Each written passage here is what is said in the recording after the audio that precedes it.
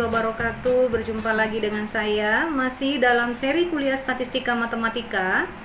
Dan pada kesempatan kali ini kita akan melanjutkan pembahasan tentang statistik cukup, yaitu tentang faktorisasi Neyman. Nah, untuk statistik cukup ini sudah saya bahas pada dua bagian, yaitu pada part 1 statistik cukup dan part 2 contoh lain dari statistik cukup. Nah, untuk mengetahui apa itu faktorisasi Neyman, perhatikan berikut ini.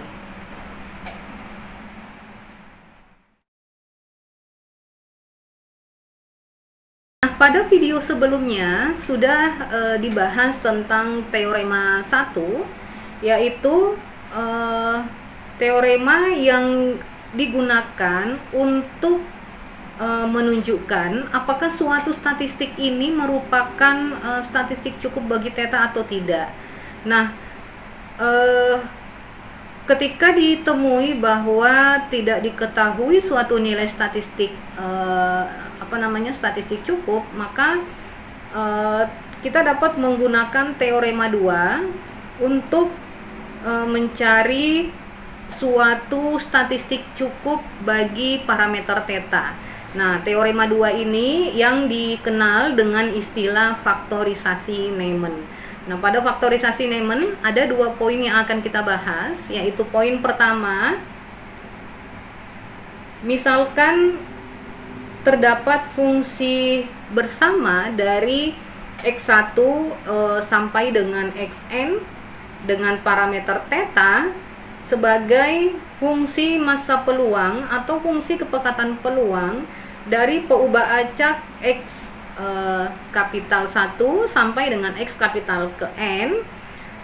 Statistik T dalam kurung x1 sampai dengan xn ini merupakan statistik cukup bagi theta jika ada suatu fungsi g yaitu fungsi dalam t kecil dengan parameternya adalah theta, dan terdapat fungsi h yaitu dalam x1 sampai dengan xn yang kedua fungsi ini tidak bergantung pada theta, sehingga fungsi dari fungsi bersama dari x2 x sampai dengan xn bersyarat theta sama dengan g dalam kurung t dalam x1 sampai dengan xn bersyarat theta dikalikan dengan fungsi h dalam x1 sampai dengan xn untuk semua nilai-nilai contoh acak x1 sampai dengan xn di dalam ruang dimensi n. Nah, untuk poin kedua faktorisasi Neyman, jika fungsi bersama yaitu f dalam kurung x1 sampai dengan xn bersyarat theta sama dengan fungsi g dalam t x1 sampai dengan xn bersyarat theta dikalikan dengan suatu fungsi h yaitu x1 sampai dengan xn, maka t dalam kurung statistik t dalam kurung x1 sampai dengan xn ini adalah statistik cukup bagi theta jika fungsi bersama dari x1 sampai dengan xn dengan parameternya adalah theta 1 dan theta 2 sama dengan fungsi g dalam t1 dan t2 dengan parameter yang diketahui adalah theta 1 dan theta 2 dikalikan dengan fungsi h dalam x1 sampai dengan xn, maka t1 dan t2 disebut sebagai statistik cukup berdimensi 2 bagi parameter theta 1 dan theta 2. Untuk lebih memahami faktorisasi Neyman, mari kita bahas contoh ilustrasinya. Nah, untuk contoh ilustrasi yang pertama, diketahui misalnya terdapat contoh acak ini x1, x2, x3, di mana contoh acak ini berasal dari peubah acak yang berdistribusi Bernoulli dengan parameternya adalah theta, dengan nilai tetanya berada pada interval 0 sampai 1, Nah, fungsi massa peluang dari Bernoulli seperti diformulasikan berikut ini dengan nilai X-nya 0 dan 1. Nah, untuk fungsi statistiknya adalah X1 ditambah X2 ditambah X3. Nah, kita akan mencari statistik cukup bagi tetanya. Nah, di sini kan diambil, pada ilustrasi ini diambil contoh acak X2 sebanyak 3, yaitu X1, X2, X3 dari peubah acak Bernoulli dengan parameter theta, fungsinya adalah ini. Nah, karena dari peubah acak X diambil contoh acak X1, X2, X3, maka kita tentukan fungsi bersama dari contoh acak X1, X2, X3. Fungsi bersamanya dituliskan F dalam kurung X1, X2, X3, parameternya adalah theta, sama dengan, nah, nilai fungsi T ini kita substitusi ke dalam fungsi dari peubah acak X bersyarat theta. Jadi untuk F dalam kurung X bersyarat theta ini adalah fungsi dari peubah acaknya. Kalau untuk F dalam kurung X1, X2, X3 bersyarat theta ini adalah fungsi dari nilai-nilai peubah acaknya, fungsi bersama. Nah, ini kita substitusi nilai T, maka kita substitusi X, kita ganti X menjadi T. T-nya dengan nilainya adalah penjumlahan dari nilai-nilai peubah acaknya. Berarti theta berpangkat X1 ditambah X2 ditambah X3 dikali 1 dikurang theta berpangkat, ini juga kita jadikan fungsi statistik T, maka 1 ini akan berubah menjadi 1 tambah 1 tambah 1 ya, jadi karena ada 3 contoh acak, maka berarti menjadi berpangkat 3 dikurang dalam kurung X yang ini kita ganti menjadi X1 ditambah X2 ditambah X3.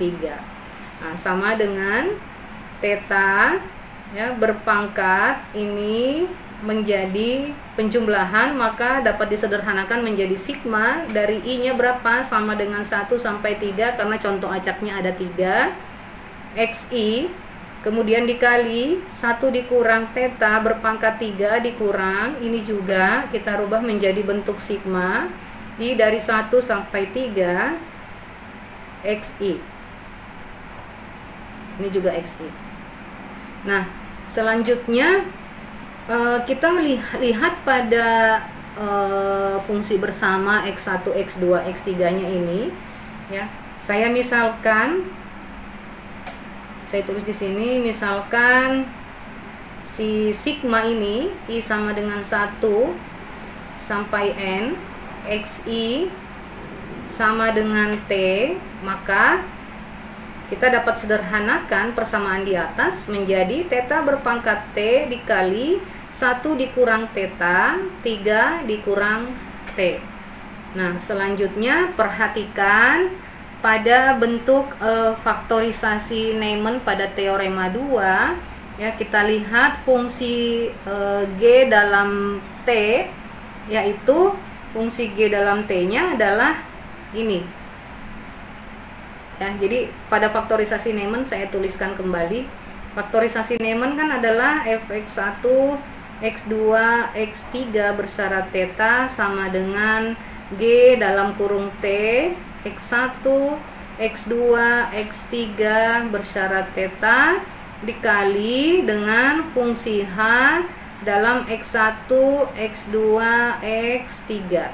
Nah, perhatikan, kita lihat yang pada hasil persamaan ini kita tentukan mana fungsi G dan mana fungsi H. Nah, fungsi G ini adalah suatu fungsi, kalau kita lihat yang ini ya, fungsi G ini adalah suatu fungsi yang masih bergantung terhadap parameter theta. Sedangkan fungsi H ini adalah suatu fungsi dari nilai-nilai contoh acaknya yang tidak lagi bergantung terhadap theta. Maka kita lihat bahwa yang ini ini merupakan fungsi G, karena karena masih bergantung terhadap parameter theta. Maka kita sebut theta pangkat T dikali 1 dikurang theta berpangkat 3 min T adalah fungsi G dalam kurung T bersyarat theta. Jadi yang ini. Nah, sedangkan hanya dalam kurung X1, X2, X3 ini nilainya sama dengan 1. Maka kita dapat menyimpulkan. Jadi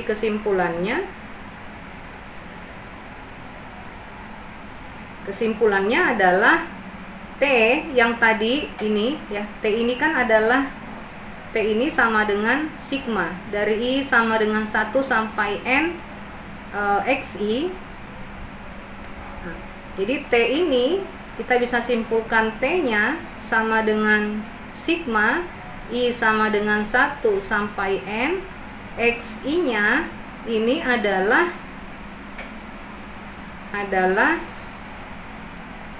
suatu statistik cukup bagi theta.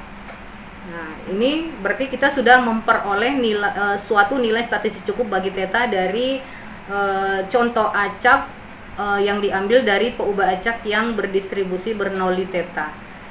Selanjutnya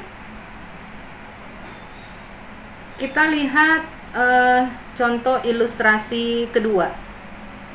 Ilustrasi kedua ini misalnya peubah acak X berasal dari populasi yang berdistribusi normal, parameternya adalah theta 1 dengan fungsi massa peluangnya dituliskan seperti berikut ini. Nah, misalkan dari X ini diambil contoh acak yaitu X1 sampai dengan Xn, jadi contoh acaknya. Ini adalah contoh acak. Nah, selanjutnya kita tentukan lagi fungsi bersama dari contoh acak, yaitu f X1, X2 sampai dengan Xn bersyarat tetanya, parameternya theta.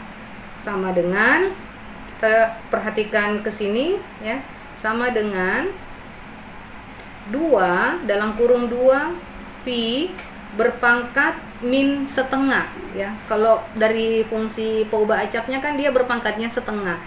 Karena di sini sudah diambil contoh acak sampai dengan sebanyak n, maka pangkat min setengahnya menjadi berpangkat min n per 2. Jadi ada sebanyak n per 2 dikali dengan eksponen ini ya, eksponen saya tulis menjadi E berpangkat min setengah ya, min setengah. Perhatikan X nya ini, nah kita rubah menjadi contoh acak X1 sampai dengan Xn, maka menjadi setengah.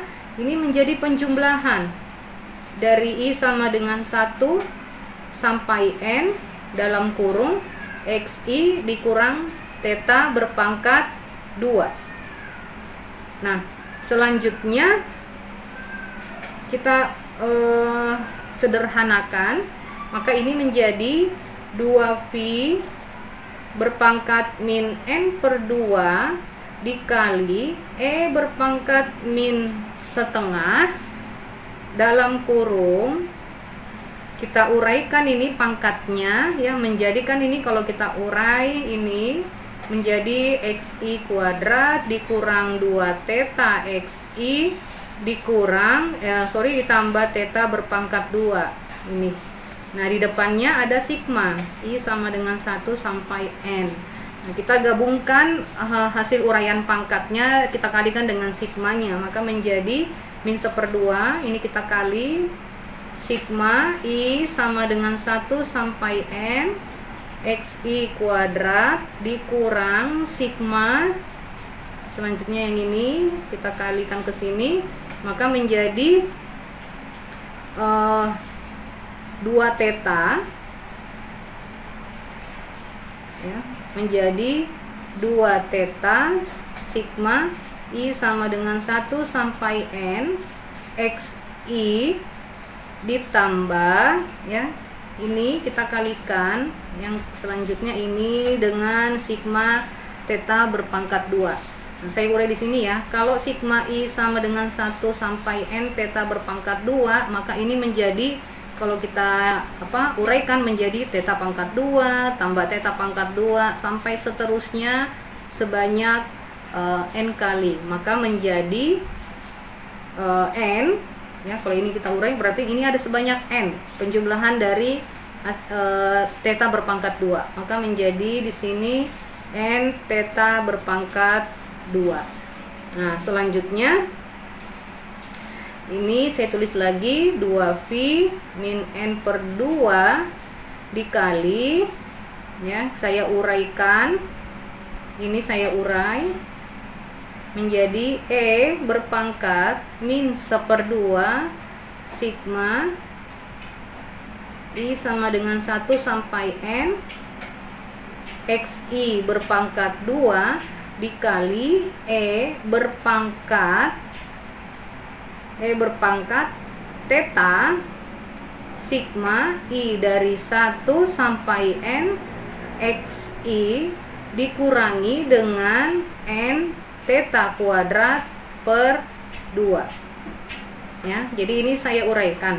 Jadi saya ambil yang pertama dulu, itu adalah ini E-nya. Nah, kemudian yang kedua adalah E dikali ini E pangkat 1/2 yang ini. Oke, ya, hasilnya adalah ini. Kemudian kalau misalnya tidak paham hasil ini dari mana, ini dulu. Nah, itu dari E berpangkat min 1/2 dikali min 2 theta sigma XI. Ya, ini kan hasilnya adalah ini min kali min kan menjadi positif, berarti E berpangkat positif 2-nya ini kita bisa coret, maka sisanya adalah theta berpangkat sigma XI. Nah, kalau yang ini, nah itu adalah E berpangkat min 1/2 dikali N theta kuadrat. Nah, maka menjadi pangkatnya min N theta kuadrat, ini menjadi min N theta kuadrat per 2. Seperti itu uraiannya. Sama dengan, kita sederhanakan lagi ya, sama dengan, nah perhatikan, sekarang kita menentukan mana fungsi G, mana fungsi H. Ingat bahwa fungsi G-nya atau dan fungsi H-nya adalah fungsi yang salah satunya bergantung terhadap parameter theta, salah satu lagi tidak mengandung parameter theta. Kita tentukan dulu fungsi H terlebih dahulu yang tidak mengandung parameter theta. Kita lihat ya, ini tidak mengandung parameter theta, yang ini juga tidak mengandung parameter theta. Maka ini kita misalkan sebagai fungsi H dalam X1, X2 sampai Xn. Kemudian yang ini karena dia mengandung parameter theta, kita misalkan sebagai G dalam fungsi T, dalam nilai T di mana bergantung terhadap parameter theta. Nah, jadi T-nya ini ya, di mana T-nya ini adalah sama dengan sigma I dari 1 sampai N X I. Jadi kita bisa melakukan kesimpulan bahwa fungsi G dalam kurung T bersyarat theta ini sebenarnya dia adalah bukan fungsi kepekatan peluang dari statistik T, akan tetapi T-nya ini merupakan statistik cukup dari parameter theta. Jadi kesimpulannya adalah ya, bahwa T sama dengan sigma I dari 1 sampai N XI adalah statistik cukup bagi theta ya. Nah, itu dua ilustrasi yang dapat saya jelaskan pada kesempatan kali ini. Semoga bermanfaat. Sampai berjumpa kembali pada video selanjutnya. Terima kasih. Assalamualaikum warahmatullahi wabarakatuh.